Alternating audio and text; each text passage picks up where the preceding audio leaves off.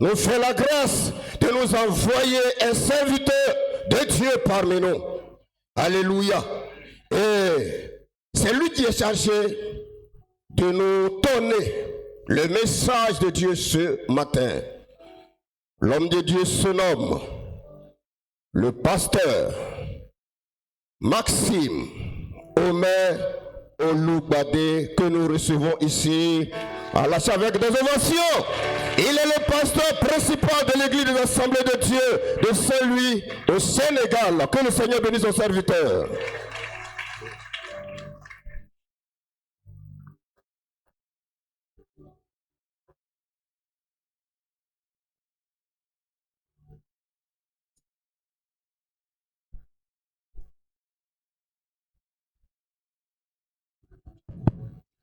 Voilà, bonjour à tous. J'aimerais cette fois-ci remercier le pasteur Bowie, je n'oublie pas comme la fois passée, le pasteur Bowie, le pasteur principal de cette église. Je remercie aussi tous les pasteurs qui sont ses collaborateurs. Excusez-moi, je ne peux pas citer leurs noms parce que je ne les connais pas tous, mais bon, je les remercie. Et je remercie les anciens, les diacres, les diaconesses, tous ceux qui travaillent avec le pasteur jour et nuit. Je remercie aussi vous tous, l'église, les chantres, et j'ai été vraiment touché par vos cantiques et la chorale particulièrement. Que le Seigneur vous bénisse. Voilà, donc c'est un privilège pour moi de partager la parole de Dieu avec vous ce matin. Et je suis très content d'être là au milieu de vous, que le nom du Seigneur soit glorifié. Amen. Alors, quand j'étais tout jeune, je devais avoir l'âge de 25 ans ou bien un peu moins. J'ai beaucoup prié le Seigneur pour aller aux États-Unis parce que je voulais aller faire des affaires et prendre soin de ma maman et de ma famille. Donc, vous pouvez remarquer que mon nom c'est Oloubadé. Voilà, c'est un nom Yoruba parce que mon père est d'origine béninoise et ma mère est ivoirienne, elle est bêtée de Gagnois.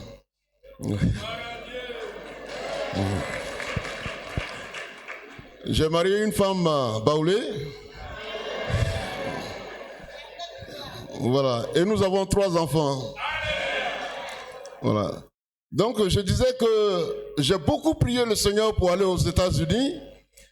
Et comme j'insistais dans la prière, nuit et jour, j'embêtais tellement le Seigneur que finalement le Seigneur m'a montré un songe.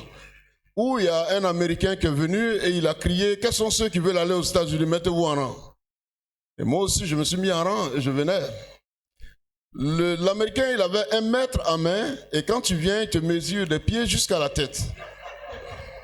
Et là, il te dit, si tu pars ou tu pars pas. Et donc, à mon tour, je suis arrivé avec beaucoup d'espérance. Finalement, j'allais avoir la réponse à ma prière. Et il me dit que non, toi, tu n'as pas la taille pour aller aux États-Unis. Au lieu de m'amener aux États-Unis, il m'envoie au Sénégal. J'étais ici et j'avais un ami qui travaillait dans une entreprise au Sénégal et ils ont eu un problème, ils avaient des difficultés à pouvoir faire produire des choses pour faire marcher l'entreprise. Et l'ami s'est souvenu de moi parce que moi je suis designer de profession. Il m'a proposé à son employeur et il m'a envoyé le billet d'avion. Ils ont tout envoyé et ils me cherchaient, ils ne me trouvaient pas. Moi-même, ils ne me trouvaient pas. Donc, le frère à mon ami s'est substitué à moi et il a discuté un bon salaire pour moi et on me cherche, on ne me trouve pas. Et finalement, ils ont pu mettre la main sur moi. J'étais à Marcory dans mes affaires. Et ils ont mis la main sur moi et je suis venu prendre le billet d'avion. C'est comme ça que je suis allé au Sénégal à l'âge de 25 ans comme ça. J'ai travaillé quelques années et puis ensuite l'appel s'est fait fort dans mon cœur. Le Seigneur me mettait à cœur de démissionner de mon travail et de pouvoir le servir dans le pays. Donc j'ai démissionné, je suis allé à l'Institut biblique des Assemblées de Dieu au Sénégal, c'est là que j'ai été formé. Et ensuite, après, on m'a envoyé à Saint-Louis et je sers à Saint-Louis depuis 10 ans maintenant.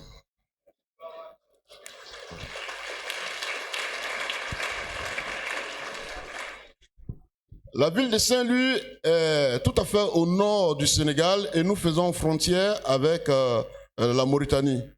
C'est une très belle ville, c'est une ville coloniale et il y a des infrastructures, des colons qui sont là jusqu'à présent et il y a beaucoup de touristes qui viennent à Saint-Louis. On a beaucoup de visiteurs qui viennent revoir l'ancienne ville. C'était l'ancienne capitale du Sénégal et même la capitale de l'AOF, donc l'Afrique occidentale française. Voilà, il y a le fleuve, il y a la mer, et puis c'est très très joli à voir. Amen. Mais à côté de cela, c'est une ville qui est vraiment islamique. La présence des colons n'a pas pu changer cela. Ils sont restés attachés à l'islam et ils sont même des érudits dans l'islam. Donc il y a beaucoup de daïras à Saint-Louis. Et les daïras, ce sont des écoles coraniques pour former des enfants. Il y a même des internats où chaque vacances, des cadres du Sénégal envoient leurs enfants pendant les vacances là-bas à Saint-Louis pour être formés dans le Coran.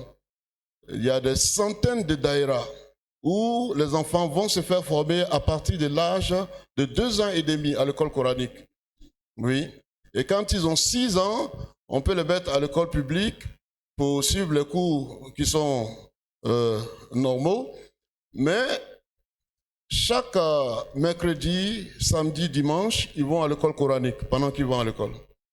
Donc, ils sont totalement formatés et c'est là-bas que nous sommes pour gagner les gens au Seigneur. Ce n'est pas un petit travail, c'est vraiment pas facile.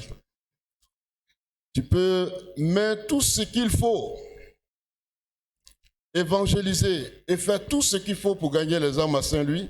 Tu peux dire tout ce que tu veux, mais pour avoir une âme dans l'année, c'est un exploit. Je dis bien une âme. Donc là-bas, ce que vous pouvez mettre en place pour gagner 100 personnes, vous allez le faire pour avoir une seule âme, si Dieu fait grâce. Donc les gens sont formatés, c'est difficile qu'ils se donnent au Seigneur, mais quand même, on est à une petite église, on a commencé dans une école et on a beaucoup prié pour avoir un terrain. Et on a fait des cotisations pour 5 ans et on a eu jusqu'à 1 500 000. Et on a continué à prier et cette année, Dieu a suscité des Américains qui nous ont donné 15 millions pour l'achat d'un terrain. Et aujourd'hui, on a un terrain. Et nous pensons à clôturer le terrain et établir un tabernacle et commencer une nouvelle œuvre là-bas. Amen. Voilà, juste ces quelques informations de Saint-Louis, ce n'est pas le message d'aujourd'hui. Voilà, l'église de Saint-Louis, ma famille, tout le monde vous salue.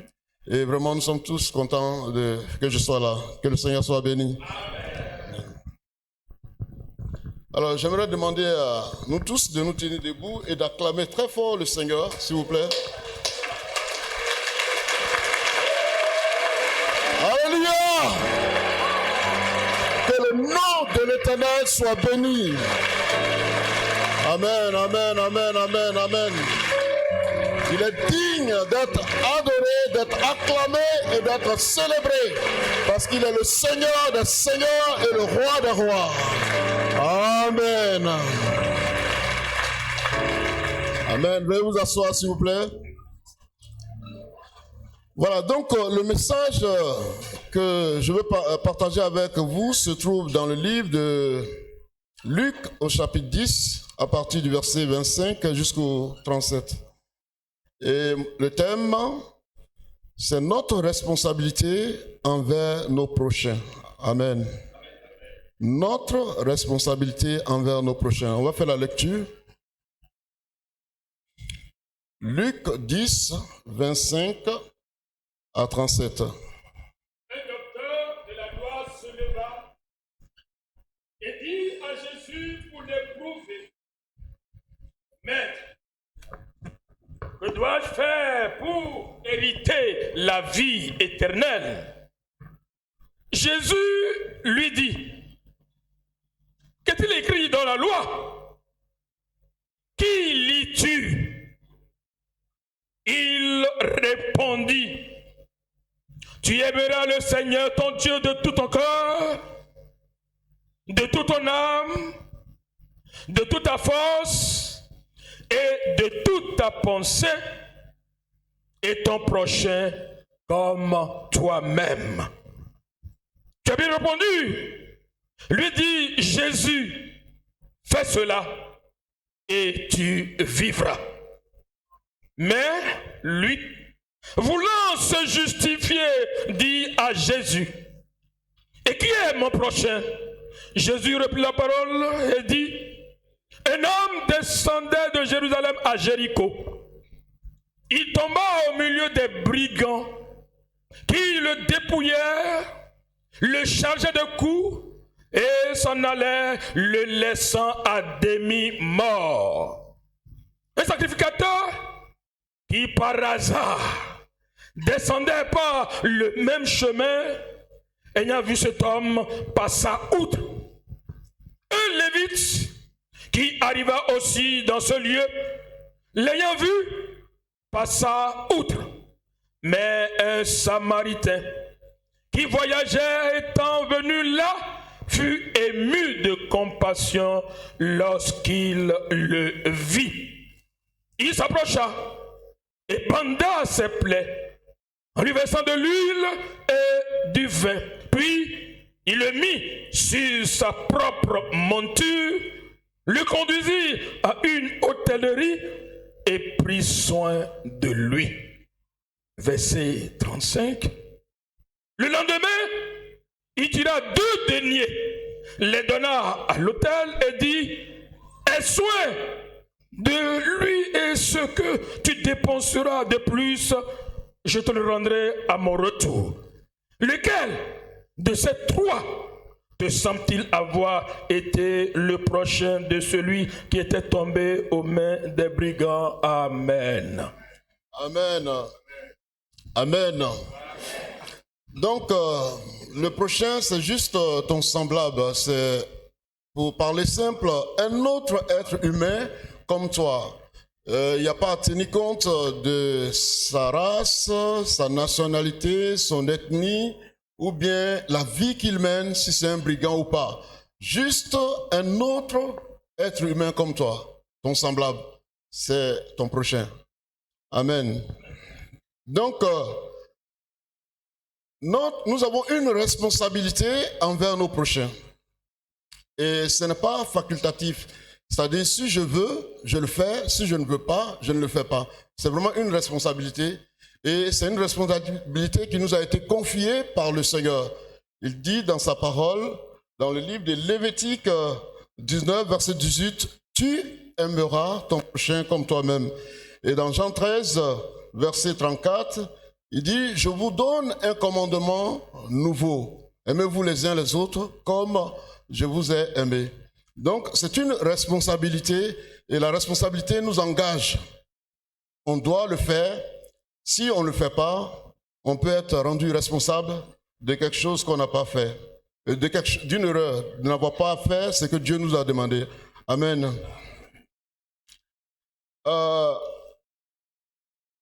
Dans ce passage, on voit un docteur de la loi qui s'approche du Seigneur et la Bible dit que c'est pour l'éprouver.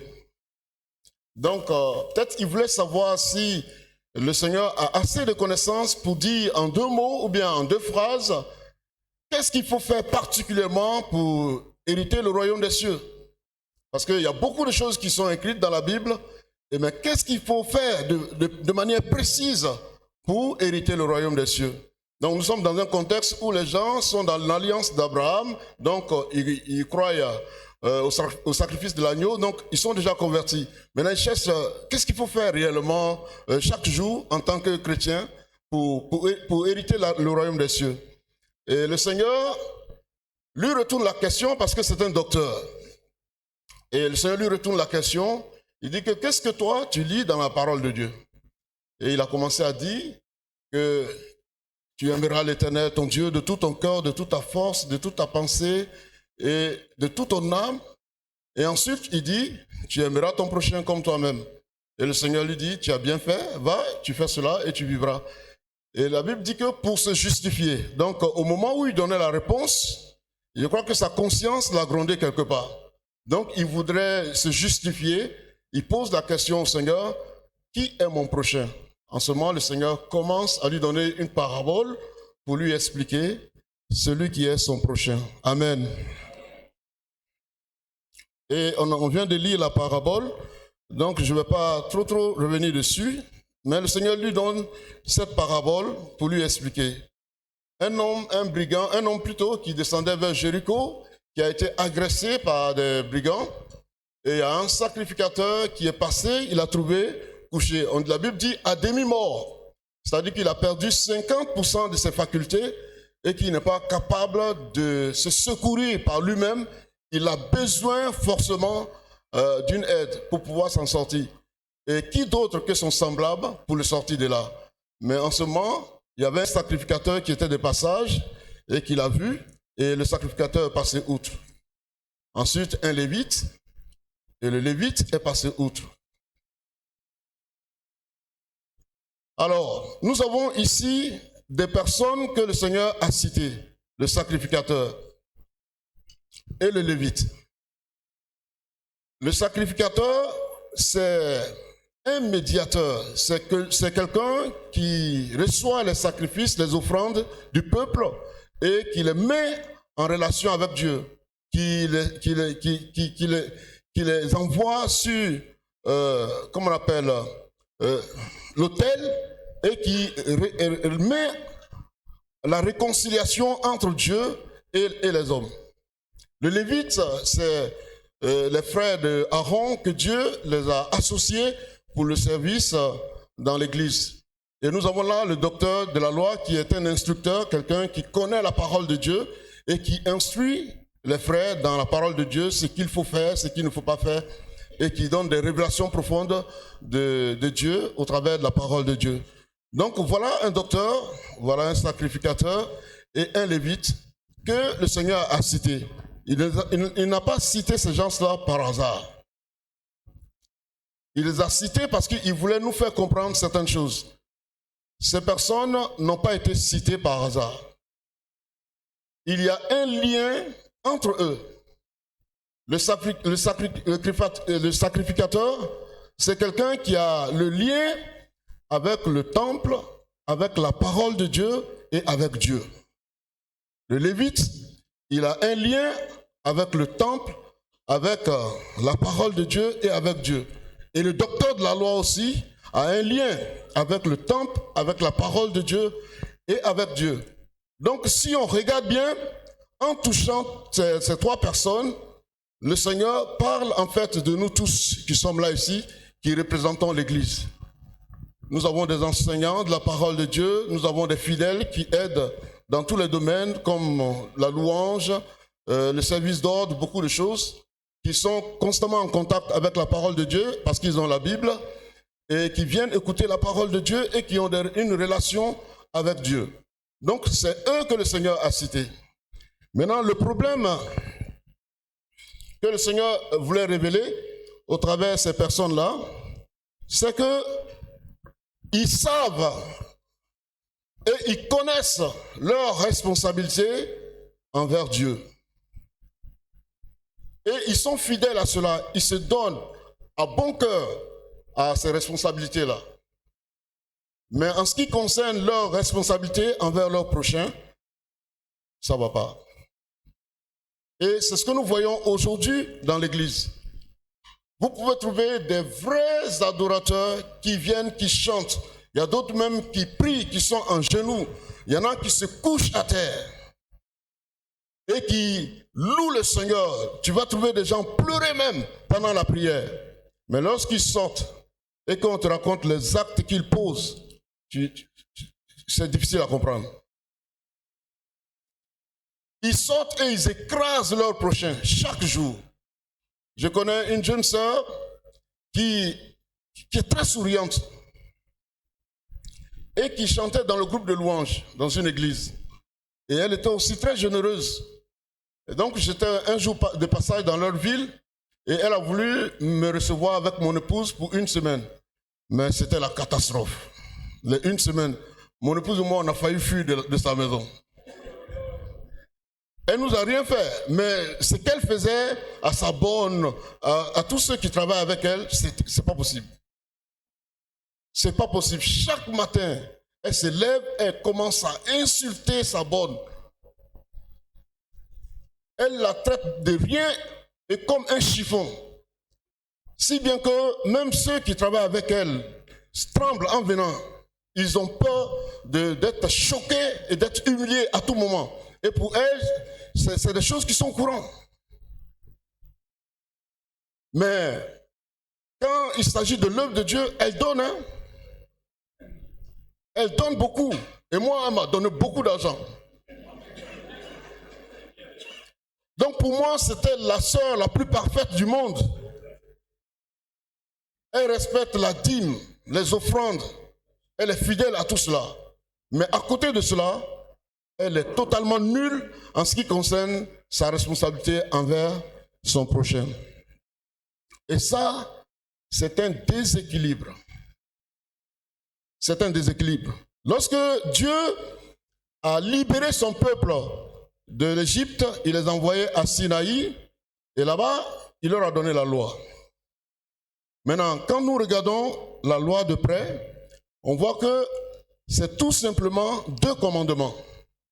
Le premier commandement, c'est notre responsabilité envers Dieu.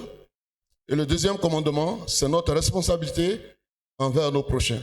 C'est ça qui était dans la loi. Et nous pouvons lire, je vais demander au tonton de nous lire dans Matthieu 22, versets 38 à 39.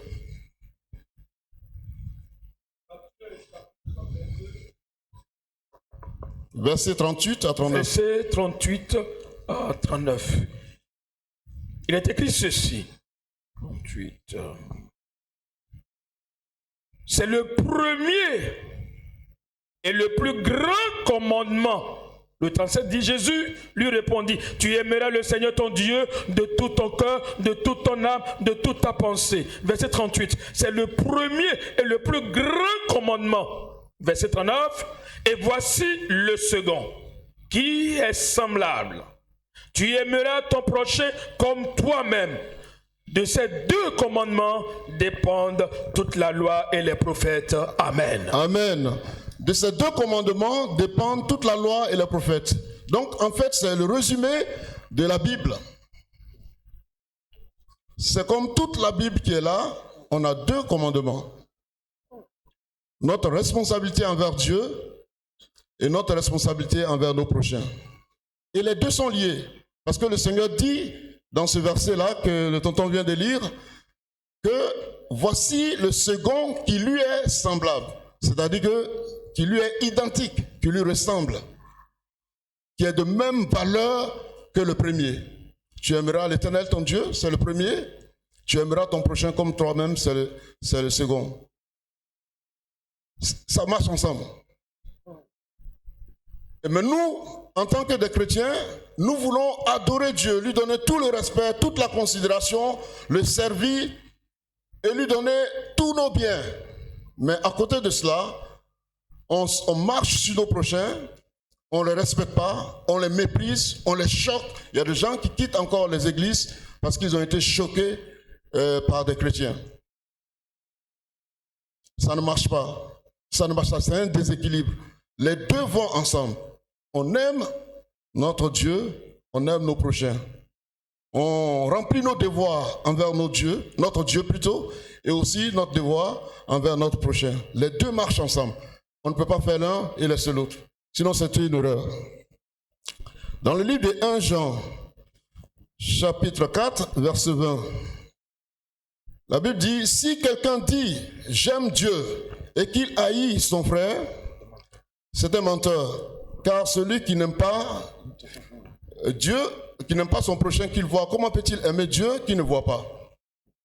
Donc, tu ne peux pas démontrer ton amour pour Dieu, tu ne peux pas remplir tes responsabilités envers Dieu et négliger tes responsabilités envers tes prochains. Si tu le fais, la Bible dit que tu es un menteur. Les 2 marchent ensemble. Au contraire, ton attachement à Dieu va nous démontrer ton amour pour ton prochain. Ceux qui aiment Dieu et qui sont attachés à lui ont la capacité d'aimer leur prochain et de prendre soin d'eux. Mais si cela n'est pas dans ta vie, c'est qu'il y a un déséquilibre. Et c'est ça que je voulais vraiment qu'on puisse corriger aujourd'hui. Parce qu'on a de plus en plus d'églises ou bien de frères qui sont prêts pour Dieu. Même nous les pasteurs, souvent même on peut négliger nos parents, notre famille pour l'œuvre de Dieu. Mais à côté de cela, on néglige les prochains. On ne remplit pas nos devoirs pour nos prochains. Et c'était le cas du docteur qui, lui, ne savait même pas ce qui est son prochain. Et le sacrificateur qui a vu quelqu'un malade et blessé, qui était à demi-mort et qui avait besoin d'un secours et qui passe à côté. Le lévite aussi. Et peut-être même quand ils vont quitter là, ils vont à l'église pour adorer Dieu parce que tout le temps, eux, ils étaient à l'église. Ils étaient au temple. Et peut-être même il était pressé pour aller faire son service au temple. C'est pourquoi il n'a pas eu le temps de prendre soin de son prochain. Mais ça ne marche pas comme ça. La Bible nous demande d'aimer notre Dieu. La Bible nous demande aussi d'aimer notre prochain. Les deux marchent ensemble. On ne peut pas aimer Dieu et haïr le prochain. C'est comme si tu ne peux pas aimer une personne et haïr ses enfants ou bien haïr son épouse.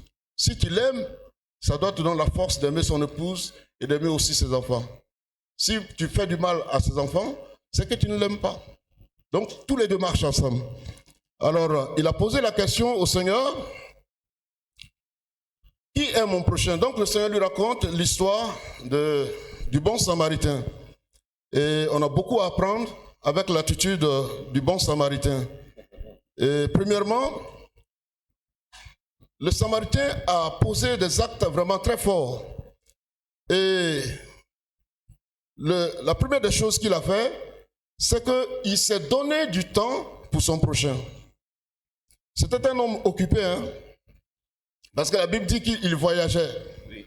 Et il n'avait pas une 4x4, comme nous aujourd'hui. Il voyage sur un âne. Moi, je suis déjà monté sur les ânes hein, au Sénégal. Les charrettes dans les villages. Mais je n'ai rien vu de plus têtu qu'un âne.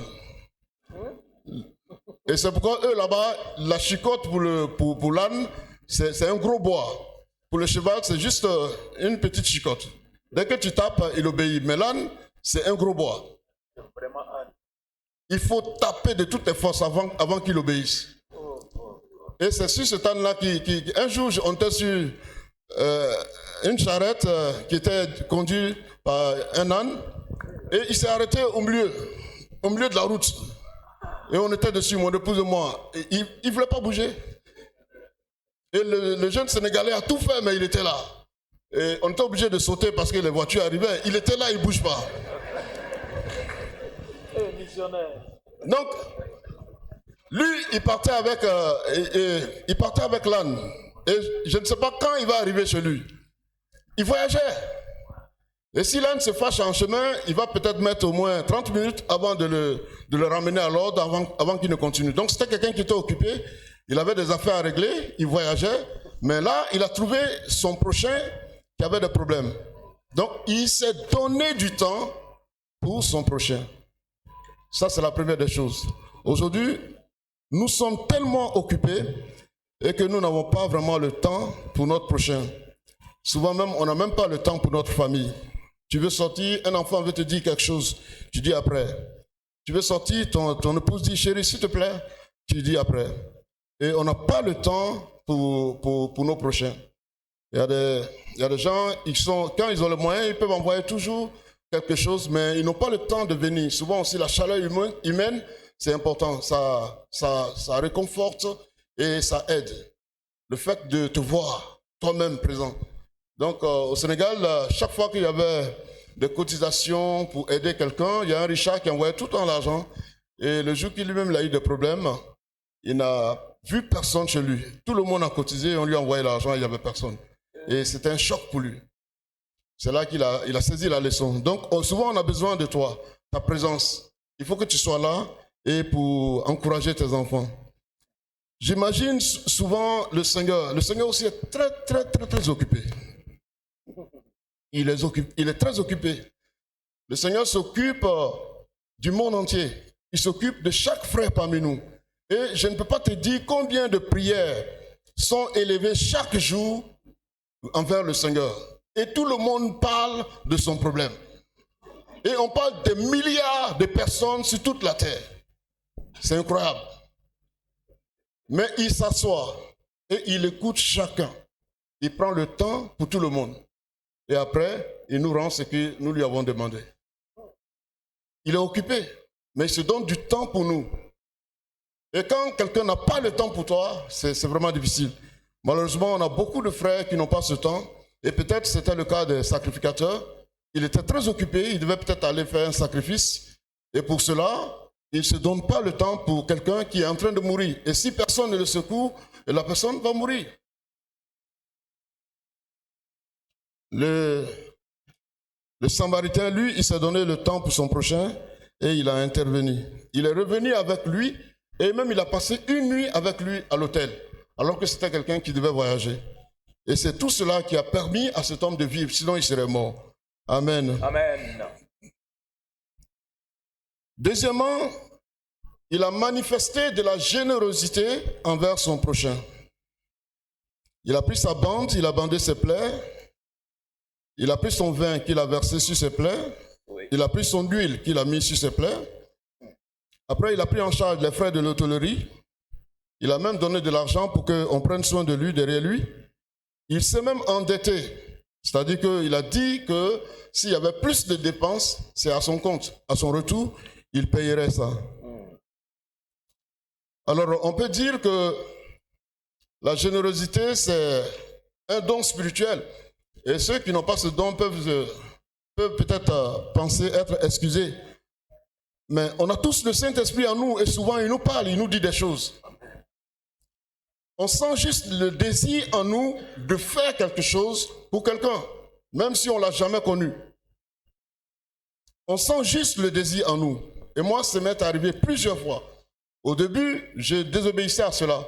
Mais quand j'ai commencé à obéir et que j'ai vu les témoignages qui ont suivi, j'ai compris que vraiment c'était le Saint-Esprit qui me parlait.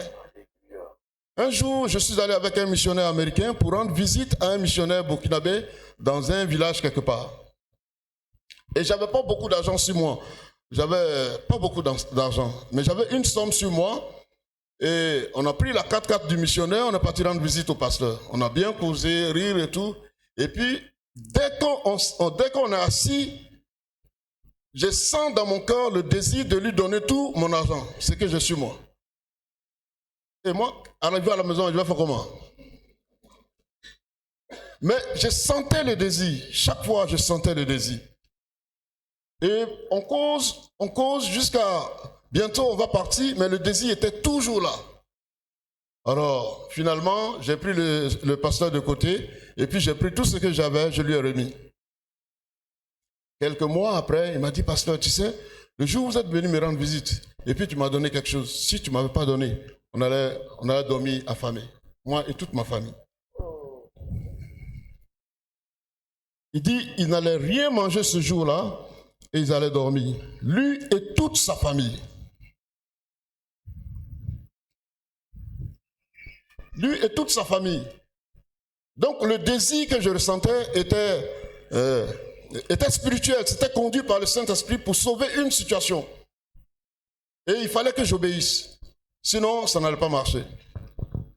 Et je me souviens un jour, mon épouse s'est levée matin, elle dit qu'elle va préparer pour donner à un frère.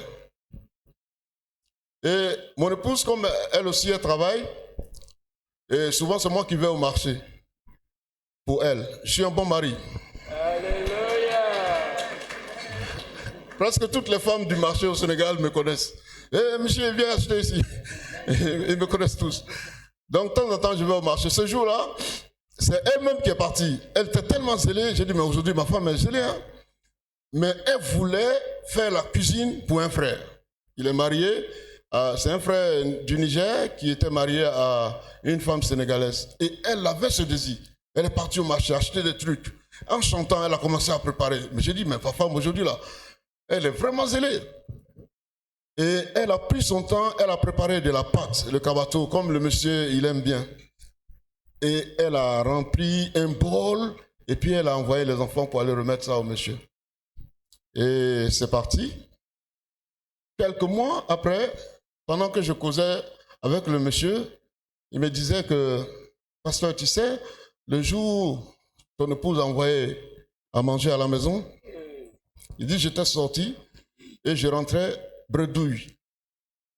Je me disais, comment moi je fais avec ma femme et mes enfants? Qu'est-ce que nous allons manger aujourd'hui? Je n'avais absolument rien. C'était un frère qui travaillait dans un dispensaire chrétien et il était le premier à être là pour ouvrir le dispensaire. C'était pour les chrétiens, ils ont embauché les païens, les musulmans, on ne l'a pas embauché et puis on lui tordait le cou tout le temps. Finalement, il a laissé, il est sorti et il a mis son espérance en Dieu. Donc, il vivait des moments difficiles au moment-là. Il rentrait à la maison, il a 5 enfants et il n'avait pas de quoi prendre soin d'eux. Et ma femme a senti le désir de faire le repas pour elle, pour lui, depuis le matin. Et elle est partie je la voyais bouger avec beaucoup de joie. Elle est partie, elle a fait le repas, elle a envoyé. Il dit que ce jour-là, j'étais à ma porte et j'ai dit, je rentre, qu'est-ce que ma femme va me dire? Et dès qu'il est rentré, sa femme lui a dit, Madame Pasteur a envoyé le repas pour toi. Hein? Et il dit qu'ils ont pris la moitié du repas, ils ont tout mangé ce soir, et le lendemain, ils ont mangé le reste. Ça les a sauvés pour la journée. C'était juste un désir qu'elle a ressenti et qu'elle a obéi, et voyez ce que ça fait. Donc, il y a des gens qui ont le don de générosité et qui ont de la facilité à donner et à faire du bien. C'est bon.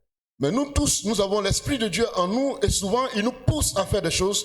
Il faut que nous soyons capables d'obéir. Ça décante des situations, ça règle beaucoup de problèmes et ça permet à Dieu, aux âmes, de comprendre la bonté de Dieu pour eux. Amen. Amen. Moi-même, je bénéficie beaucoup de ce genre de choses alors que je suis au Sénégal. Parce que, comme je vous ai dit, c'est vrai que je suis pasteur, mais je suis pasteur de l'église des Assemblées de Dieu du Sénégal. Je ne suis pas comme quelqu'un qui a été envoyé par la Massie. Donc, je n'ai pas les soutiens qui vont avec. Donc, je travaille comme l'apôtre Paul, faire des petits business pour avoir quelque chose, nourrir ma famille. Et souvent, c'est bloqué. Je me souviens un jour où il n'y avait absolument rien à la maison. Donc, souvent, comme j'oublie de l'argent dans ma poche, j'ai commencé à fouiller les poches de mes vestes, des pantalons. J'ai fouillé partout. Et souvent, quand je fouille comme ça, je trouve. Hein, un jour, j'ai fouillé ma poche et je suis tombé sur 90 000. J'ai crié moi seul. Alors que c'est difficile, j'ai eu l'idée de fouiller ma poche. J'avais mis 90 000 quelque part et je l'ai oublié. Et je suis tombé dessus, j'ai crié tout seul dans la chambre. Mais ce jour-là, j'ai fouillé. J'ai que trouvé que 200. Si on me demandait de prêcher plutôt, le thème que j'allais donner, c'est « Tout est fini ». Parce que ce jour-là, il n'y avait pas, le gaz est fini, le sac de riz est fini, l'argent est fini, tout était fini ce jour-là. Missionnaire. Et je suis là, j'ai levé les regards vers le Seigneur, je suis là. Alléluia. Vous savez ce qui s'est passé? Non. Il y a une femme, une sœur sénégalaise que je connaissais et qui a été affectée en Zambie et elle travaille avec l'ambassade du Sénégal en Zambie. Paf, elle me téléphone. Pasteur, bonjour. J'ai dit bonjour, ça va? Oui. Tu as un bic? J'ai dit, mais le bic est là. Elle dit, prends note. Elle m'a donné un Western Union et c'était 213 000 qu'elle m'a envoyé le jour-là. Regardez comment on se laisse diriger par le Saint-Esprit, comment on peut faire des choses. Une fois, on a commencé à prier le Seigneur parce que pour venir ici, nous, on prie toujours. On cherche la face de Dieu et c'est lui qui pourvoit. Parce que avec les âmes au Sénégal, tu ne peux pas. Toi-même, tu as besoin de les aider. Parce que quand ils se donnent au Seigneur, ils sont rejetés par leur famille. Il ne va plus parler avec sa mère, avec ses frères. Personne ne veut le sentir. Vous lui avez donné l'évangile, occupez-vous de lui. Donc, c'est accompagné d'une charge en même temps. Et là, moi, je comprends mieux quand, dans Actes des Apôtres, les gens vendaient leurs biens, leurs champs pour s'occuper des âmes. Je comprends bien ça, parce qu'on a cette expérience-là là-bas. Donc, on a fait 11 ans sans venir au pays, sans voir nos frères, nos sœurs. Et toujours, on se disait que c'est difficile, il n'y a pas le moyen. Et on a commencé à prier le Seigneur pour qu'il puisse décanter cette situation. Et À 2 semaines, parce qu'on a donné une date à laquelle on devait partir. À 2 semaines de la date, il y a un frère qui était une fois de passage là-bas, il étudiait, et il est devenu maintenant médecin, il a eu son premier boulot, et son premier salaire c'était 500 000, il m'a envoyé ça. Il dit que le Seigneur lui a dit d'envoyer ça au pasteur, et c'était son premier salaire. Oui, c'est prémisse. Il dit, dès qu'il a reçu, le Seigneur lui a dit d'envoyer ça au pasteur. Et c'était la réponse à notre prière. 500 000, et puis ensuite, d'autres personnes ont envoyé, et ça nous a permis de faire le voyage, venir voir la famille et retourner. Donc, il faut que nous soyons aussi capables de remarquer ce désir. Ce n'est pas seulement ceux qui ont le don de générosité qui sont appelés à donner. Et ceux qui n'ont pas le don, eux, ils ne font rien. Non. Le Saint-Esprit nous conduit d'une manière ou d'une autre. Essayons de regarder. Si vous remarquez, moi je peux sentir quand quelqu'un est en difficulté. Maintenant, je suis habitué à ça. Je peux regarder une personne et sentir. Et j'ai fait beaucoup de dons comme ça, et il y a eu beaucoup de témoignages qui m'ont vraiment édifié, qui m'ont fait comprendre que vraiment ce que j'ai fait, j'ai vraiment répondu à la volonté de Dieu. Donc, on peut le faire pour la gloire du Seigneur. Amen. Amen. Dans 1 Timothée 6, 18, la Bible nous conseille de pouvoir exercer de la libéralité. Amen. Oui. Troisièmement, le bon samaritain, il a été sensible à la situation de cet homme qui était malade. Il était sensible. Il était sensible. Il y a des gens qui sont très sensibles. Quand tu leur expliques une situation, ils peuvent même pleurer. Ils sont très sensibles. Mais il y a d'autres à côté qui sont froids et qui sont insensibles. Et j'ai trouvé des gens comme ça dans ma vie. Il y en a même dans ma famille. Qui peut pleurer, ce n'est pas son problème. C'est comme de l'eau qui glisse sur son corps. Ils sont insensibles. Mais quand quelqu'un s'approche de vous pour vous demander de l'aide, ce n'est pas à vous qu'il demande, c'est à Dieu. Et parce que vous êtes le serviteur de Dieu, l'enfant de Dieu, c'est pourquoi Dieu le conduit vers vous. Donc il faut vraiment laisser son cœur entre les mains du Seigneur et il faut être sensible à la situation des autres et réagir en conséquence. Donc ceux qui sont sensibles, c'est une bonne chose. Et il y en a qui ne sont pas sensibles. Et il y a des raisons à cela. Parce qu'il y a des gens qui ont fait du bien et beaucoup de bien et on leur a toujours rendu en mal.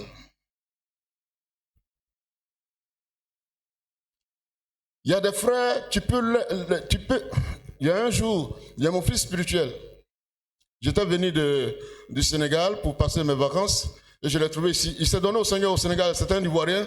Et on lui a donné l'évangile à plusieurs reprises, il a refusé. Donc finalement, il dormait et puis il s'est retrouvé en enfer. Il a commencé à crier « Wow, wow, yakakuo » comme un bon bêté. Alors sa femme l'a réveillé, sa femme dit « Mais qu'est-ce qu'il y a ?» Il dit « Je ne sais pas, j'étais dans le feu. » Et il a redormi, il s'est trouvé encore en enfer. Il a crié encore « Wow, wow ». Donc finalement, il s'est levé très tôt le matin, il est venu à l'église. Il dit « Il y a quoi ?» Il dit non, je suis venu à l'église. Il dit, toi, il y a quoi? Et il s'est assis, il m'a expliqué son rêve, et puis il s'est donné au Seigneur. Donc quand je suis arrivé, je ne viens pas avec beaucoup de moyens, mais il m'a expliqué un projet, il dit qu'il veut faire un projet de choses. Il veut planter du manioc, et puis il va revendre. J'ai trouvé ça intéressant, parce qu'il traversait des moments difficiles. Alors que moi, je n'ai pas assez de moyens, j'ai sorti mes 150 000, je lui ai donné. Dès que je lui ai donné les 150 000, il était pressé de me dire au revoir. Et ça m'a tiqué. Je le regardais comme ça. Il dit, bon, papa, bon, on se voit après, bon. J'ai dit, mais pourquoi il est pressé? Quand il est parti, il allait dans les magasins, il achetait des vidéos, des télés, toutes ces choses-là. Au lieu de faire le projet, il n'a pas fait le projet. Et c'est ça. Donc, ce qui fait que y a beaucoup qui se découragent. Ils avaient l'habitude de donner et de soutenir, mais comme il y a des déceptions, finalement, ils se découragent. Je me souviens récemment, ça, il n'y a même pas longtemps, il y a au moins 2 mois.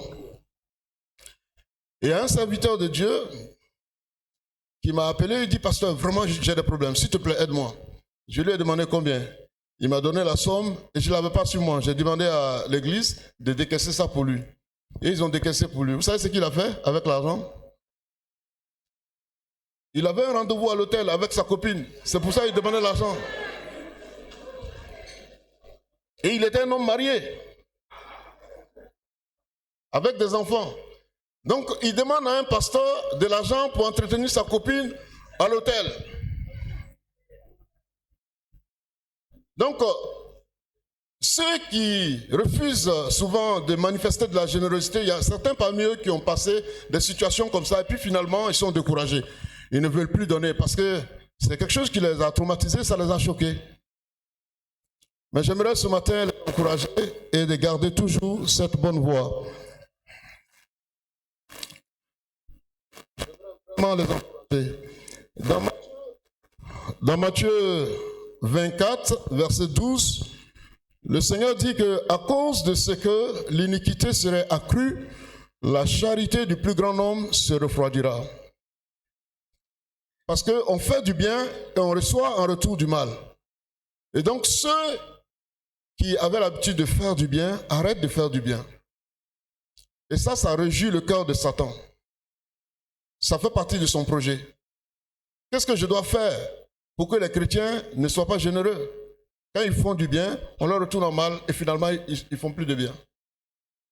Mais la Bible dit que la charité du plus grand nombre se refroidira. Il n'a pas dit la charité de tout le monde.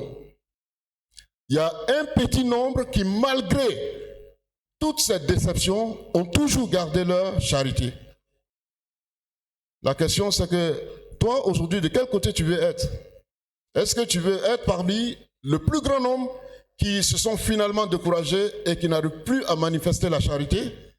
Ou bien tu veux être parmi le petit nombre qui, malgré tout, continue de manifester la charité? Moi, j'ai choisi d'être au milieu du petit nombre qui, malgré tout, continue de manifester la charité. Parce que nous sommes une source d'eau vive.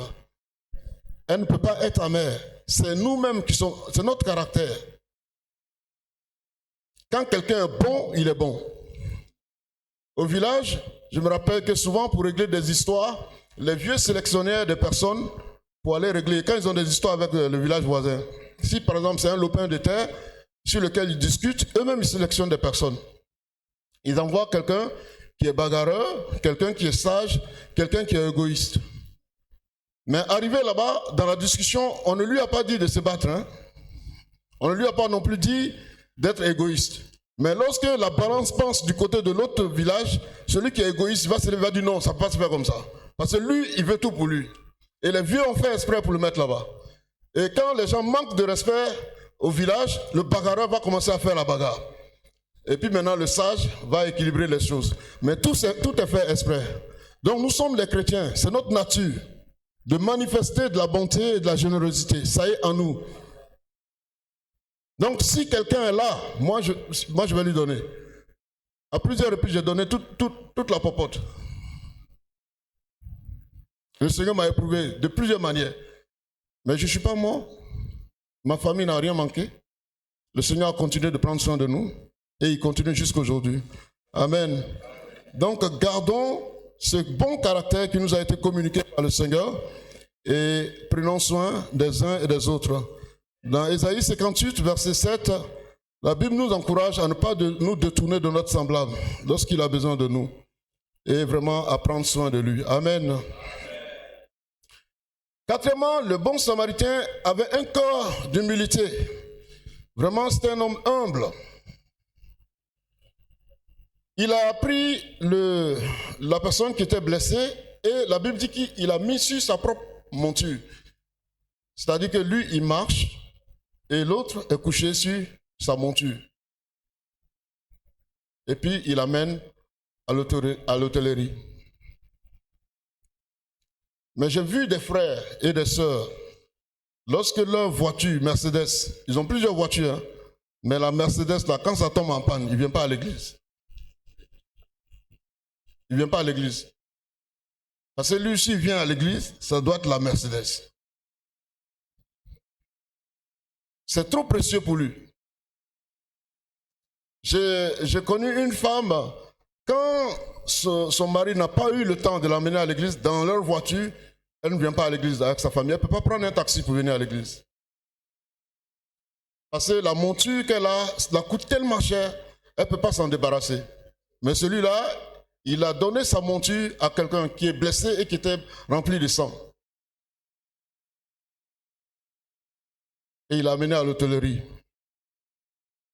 Il y a des sœurs, il y a des frères qu'on a connus qui ont donné leur voiture pour le mariage d'un frère ou d'une sœur. Et puis ensuite, ils ont pris un taxi pour venir au mariage sans rien enlever. Et lui là, il a donné sa propre monture. Il n'a pas eu peur de se salir les mains en touchant les blessures de l'homme qui était blessé.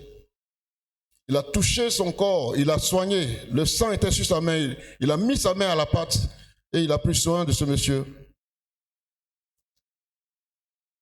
Et c'est ça qui a sauvé le monsieur. S'il ne l'avait pas fait, ce monsieur ne devrait pas vivre. Et souvent, il y a des actes qui sauvent.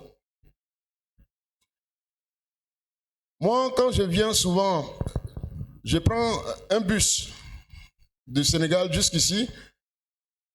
Et arrivé au Mali, je croise beaucoup de serviteurs de Dieu qui m'accueillent. Souvent, ils me donnent des enveloppes. Je me souviens, quand j'ai perdu ma mère, j'étais là, j'ai vu un vieux pasteur qui était quelque part. Il m'a donné une enveloppe de prendre de l'eau sur la route. Ça fait beaucoup de bien.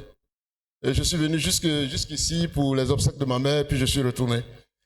Et une autre fois, je voulais revenir, j'ai appelé le vieux, et c'est sa femme qui a pris. Elle m'a dit que malheureusement, le vieux est décédé. Et au moment où elle m'a dit ça, j'ai eu à cœur, j'ai senti vraiment dans mon cœur un fort désir de réunir, de faire une enveloppe spéciale pour cette veuve. Et j'ai parlé avec ma femme, on a fait ça et on a mis ça dans la poche, on a pris la route. Arrivé au Mali, j'ai appelé la dame, je lui ai dit, maman, maintenant comment tu vas faire? Elle dit, bon, heureusement, mon mari, il avait acheté un terrain, il a construit une maison, mais ce n'est pas bien achevé. Donc, on va aller là-bas avec les enfants. Je lui ai dit, mais comment tu vas faire pour les nourrir? Elle dit que l'idée qu'elle a, c'est qu'elle veut faire une table, aller chercher des denrées alimentaires et les vendre sur la table parce que l'endroit est loin du marché et que là, elle pourra travailler et puis nourrir sa famille. Donc, j'ai sorti la somme que j'avais prévue et on lui a donné. Elle était vraiment touchée. Et avec ça, elle a lancé son commerce. Aujourd'hui, elle arrive à s'occuper de sa famille avec ça. Donc, un pasteur qui a servi le Seigneur pendant longtemps, jusqu'à sa vieillesse, il est mort, et voici ses enfants. Et vraiment, si j'avais désobéi à ça, je ne sais pas ce qui allait se passer et dans quelles conditions il serait. Mais Dieu est fidèle. Même si quelqu'un d'autre désobéit, Dieu est capable de susciter d'autres personnes. Amen. Donc, soyons sensibles et n'évitons pas de mettre la main à la pâte. Soyons humbles pour accepter des personnes qui ne sont pas, instruites, des personnes simples, qui ne sont pas bien habillées. Dieu a besoin de tout le monde dans la maison du Seigneur. Il ne faut pas qu'ils soient mal à l'aise quand ils sont là. Et qu'on regarde les intellectuels, les riches, pour leur donner la meilleure place. Tout cela, ils ont besoin du Seigneur. Donc, accueillons-les et recevons-les tels qu'ils sont pour la gloire du Seigneur. Amen. Et tout ce qu'il a fait, le Samaritain, a permis de sauver cet homme. S'il ne le faisait pas, cet homme serait mort. Alors, Jésus pose une question au docteur. Il lui dit, entre ces trois personnes, qui te semble avoir été le prochain de l'autre? Et cette question, ça fait vraiment réfléchir. C'est-à-dire, entre le sacrificateur, le lévite et le samaritain, qui a été le prochain de l'autre? C'est-à-dire, qui a été un autre être humain comme l'autre? Et lui, il dit c'est le samaritain. Ça veut dire que le lévite et le sacrificateur n'ont pas été les prochains de l'autre. S'ils ne sont pas les prochains d'un être humain, de qui sont-ils prochains? Est-ce que c'est des animaux? Souvent, l'apôtre Paul parle d'animosité. Et malheureusement, il y a beaucoup de chrétiens qui se comportent comme ça et qui choquent leurs frères. Donc, il dit, c'est celui qui a été capable de manifester de la miséricorde pour cet homme, celui-là qui est le prochain. Un prochain, ce n'est pas dans la bouche, c'est quelque chose qu'on doit manifester envers nos frères chaque jour. Il faut qu'ils se sentent bien dans la maison de Dieu. On doit les aimer, non pas à cause de leur richesse ou leur beauté, ou bien non pas parce qu'ils sont intellectuels, mais on doit les aimer tels qu'ils sont, afin qu'ils se sentent dans la maison, à l'aise dans la maison de Dieu et qu'ils puissent être heureux. Amen. Amen. Maintenant, ce n'est pas seulement en donnant qu'on s'occupe de notre prochain. Il y a aussi l'affection qu'on peut lui donner. Oui. Moi, je viens récemment je devais même prêcher hier, mais je devais aller à l'enterrement de ma soeur aînée qui est décédée. Et ma nièce est venue de la France. Dès qu'elle m'a vu, elle est venue tomber sur moi et elle a pleuré au moins près de 7 minutes dans mes bras. Je crois que c'était un réconfort pour elle de se trouver dans mes bras. Je lui ai donné tout le temps de pleurer et je l'ai consolée, je lui ai dit des mots qui l'ont réconforté. Donc l'affection, la façon de regarder la personne, la considération que tu donnes à la personne, tout cela, c'est une façon de prendre soin de ton prochain. Je me souviens d'une jeune fille qui est venue de l'Argentine, elle s'appelait Rosillo et elle a passé 6 mois avec nous à Saint-Louis. Et cette fille-là, elle me disait qu'elle a 5... C'est-à-dire que j'ai remarqué quelque chose avec mon chien. J'ai un chien à la maison, c'est un labrador, et les enfants lui ont donné le nom de Soldat, il s'appelle Soldat. J'ai remarqué quelque chose dans la vie du chien. Quand les blancs viennent à la maison, il n'aboie pas sur les blancs. Mais quand c'est les noirs, dès qu'ils mettent pied, tu attends. Et chaque fois, c'est comme ça. Bon, j'ai dit, mais... Donc moi, je suis noir. Mon chien aussi est raciste. Chaque fois, j'ai un ami américain qui me visite, un pasteur. Je lui ai dit, moi, si quelque chose se perd dans ma maison, je ne cherche pas ailleurs. Je vais porter plainte contre toi. Parce que mon chien, je sais qu'il n'aboie pas sur les blancs. Si quelque chose se perd dans la maison, certainement que c'est toi qui as pris. Et il rit. Mon chien, il n'aboie jamais sur un blanc.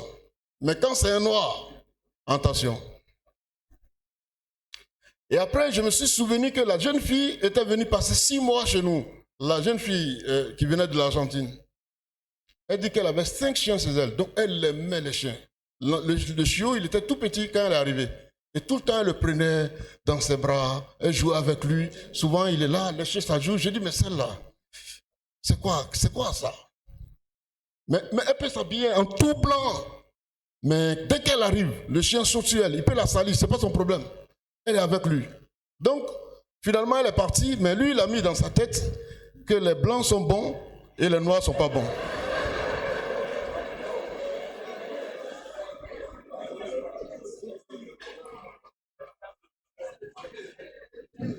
Même les animaux, ils peuvent sentir l'affection. Les animaux, ils peuvent sentir l'amour de quelqu'un. Et ils peuvent savoir celui qui l'aime ou bien celui qui ne l'aime pas. Les animaux.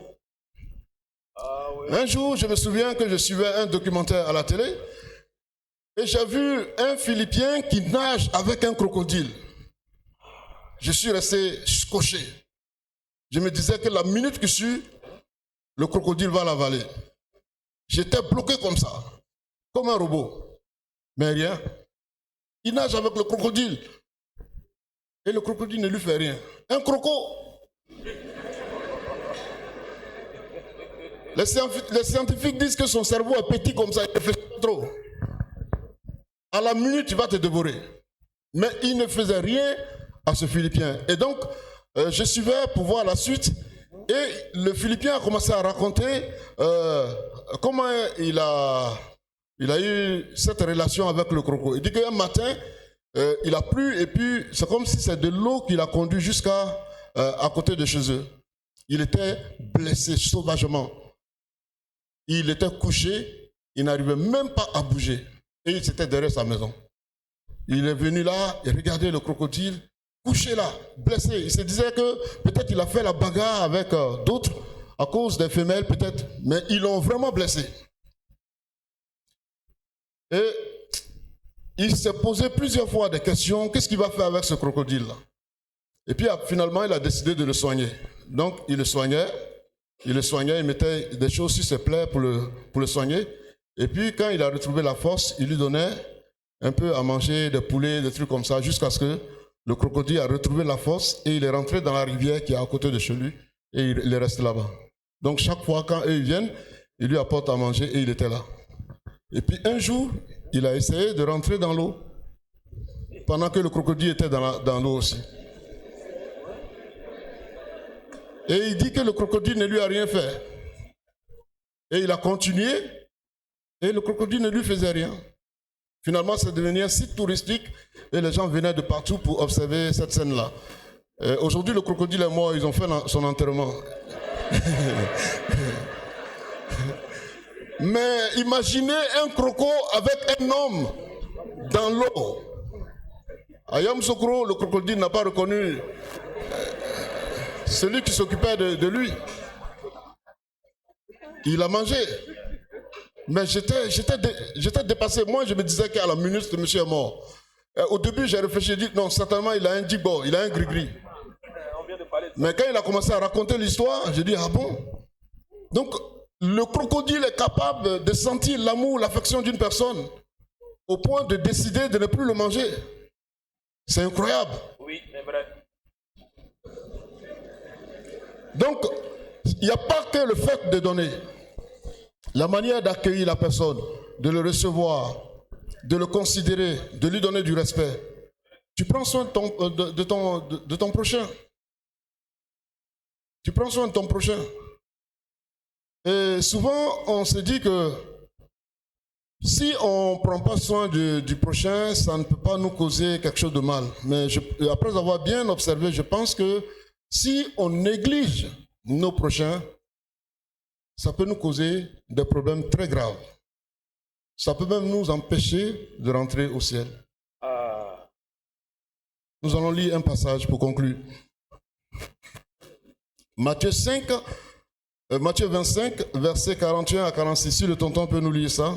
Matthieu chapitre 25, verset 31. 41 à 46. Voilà. Ensuite, il dira à ceux qui seront à sa gauche, retirez-vous de moi, maudits. Allez dans le feu éternel qui a été préparé pour le diable et pour ses anges. Car j'ai eu faim et vous ne m'avez pas donné à manger. J'ai eu soif et vous n'avez pas donné à boire. J'étais étranger et vous ne m'avez pas recueilli. J'étais nu et vous ne m'avez pas vêtu. J'étais malade et en prison et vous ne m'avez pas visité. Verset 44. Ils répondiront aussi, Seigneur, quand avons-nous vu ayant faim ou ayant soif ou étranger ou nu ou malade ou en prison et ne t'avons-nous pas assisté? Verset 45, il leur répondit, c'est Jésus qui parle, je vous le dis en vérité, toutes les fois que vous n'avez pas fait ces choses à l'un de ces plus petits, c'est à moi que vous ne l'avez pas faite. Verset 46. Et ceux-ci iront au châtiment éternel, mais les justes à la vie éternelle. Amen. Amen. Amen. Donc la Bible dit que à la fin des temps, le Seigneur va faire deux groupes, le groupe des brebis et des boucs.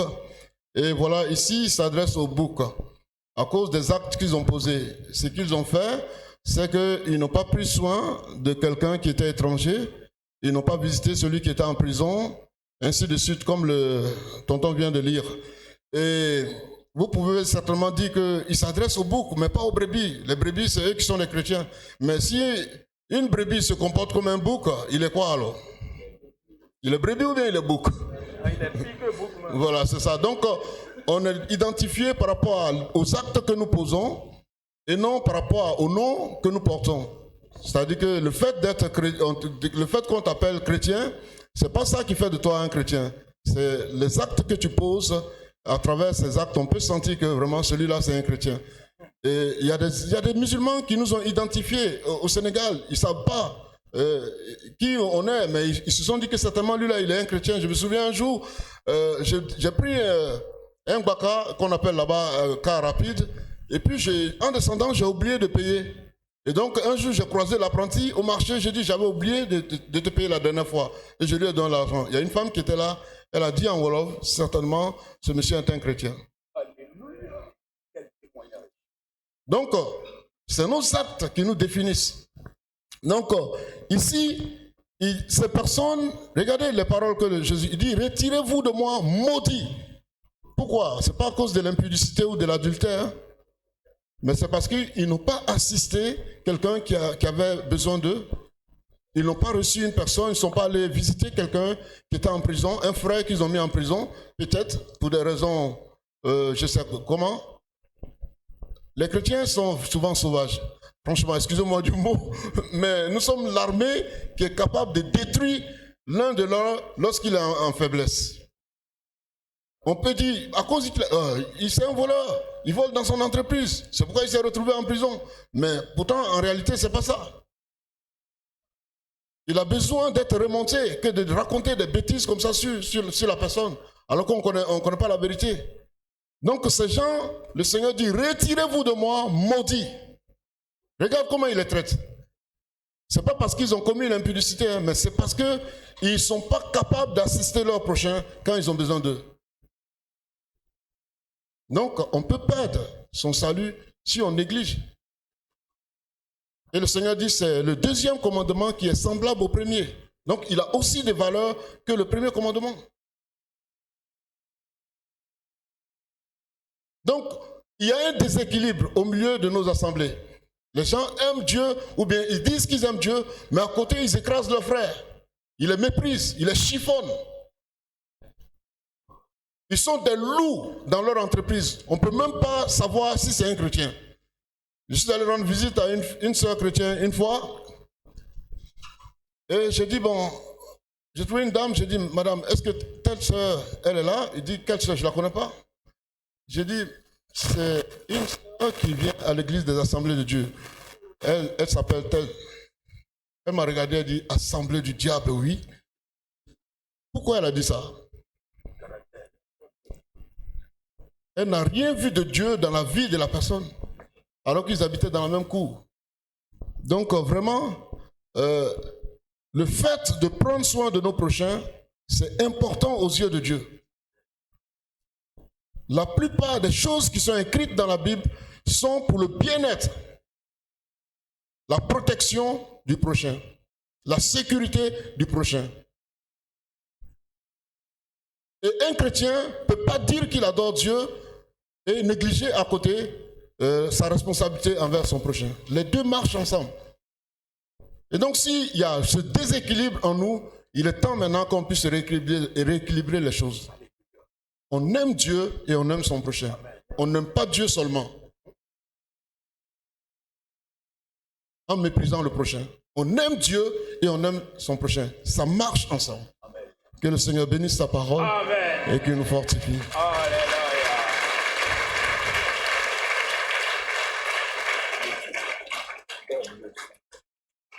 Alors on va se tenir debout.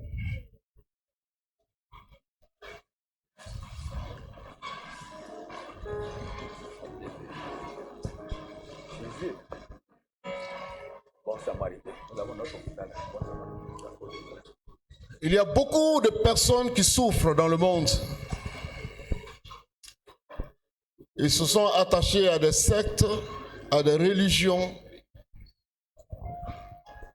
mais ils ont été toujours méprisés. Et ils cherchent un endroit où aller adorer Dieu et qu'on les accepte tels qu'ils sont. Il n'y a pas un autre endroit qui est mieux pour eux que la maison de Dieu. S'ils viennent, ils ne doivent pas trouver des loups, des coléreux qui les chiffonnent chaque jour. Ils ont besoin des gens remplis d'amour et d'affection pour que leur âme, leurs larmes soient essuyées et qu'ils puissent trouver du réconfort dans la maison de Dieu. Je ne sais pas comment tu t'es comporté jusqu'aujourd'hui envers tes frères et tes sœurs. Mais certainement, le Seigneur veut parler à ton cœur ce matin. Il est possible de changer et d'apprendre à aimer ton prochain. Nous prions ensemble le Seigneur. Sois béni, Dieu Tout-Puissant, soit élevé. Que l'honneur soit à toi, que la magnificence te revienne, Seigneur, dans le nom puissant et précieux de Jésus-Christ de Nazareth.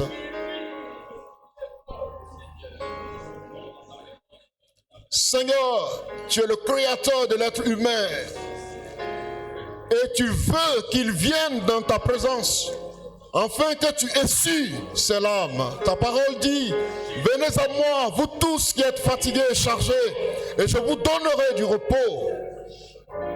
Seigneur, pourquoi tant d'animosité dans ta maison, Seigneur? Étends ta main dans la vie des frères et des sœurs, dans la vie de chacun de nous, Seigneur, et change nos corps de méchanceté.